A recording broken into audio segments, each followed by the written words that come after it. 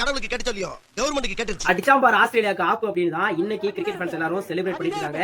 ஏன் அப்படின்னா கிரிக்கெட்டுடைய ஆர்டைஸ் சொல்லப்படக்கூடிய ஆஸ்திரேலியன் டீம் இந்த T20 உலக கோப்பையிலிருந்து வெளியேற்றப்பட்டிருக்காங்க. ஏற்கனவே ஜிம்பாப்வே கூட ஒரு அதிர்ச்சி தோல்வி சந்திச்சாங்க ஆஸ்திரேலியா. நேத்து ரொம்பவே குரூஷியலான மேட்ச் ஸ்ரீலங்கா கூட 180க்கு மேல ரன் அடிச்சும் கூட அதை டிஃபெண்ட் பண்ண முடியாம தோத்தாங்க. சோ இதனால பி குரூப்ல 6 புள்ளியோட ஸ்ரீலங்கன் டீம் முதல் டீமா சூப்பர் 8க்கு தகுதி பெற்றாங்க. சோ அதுக்கு அடுத்த இடத்துல பார்த்தா அப்படின்னா ஜிம்பாப்வே 2 வின்னோட 4 பாயிண்ட் இருந்தாங்க. சோ இன்னைக்கு நடக்கிற இந்த Zimbabwe versus Ireland match Australia பொறுத்தவரைக்கும் ரொம்ப முக்கியமான ஒரு மேட்ச். இந்த போட்டியில ஜிம்பாப்வே கண்டிப்பா தோக்கணும் அப்படிங்கறத ஆஸ்திரேலியா ஒரு எண்ணம். ஏன்னா ஜிம்பாப்வே தோத்தாங்க அப்படின்னா தான் அதே 4 புள்ளியோட கண்டினியூ ஆவாங்க.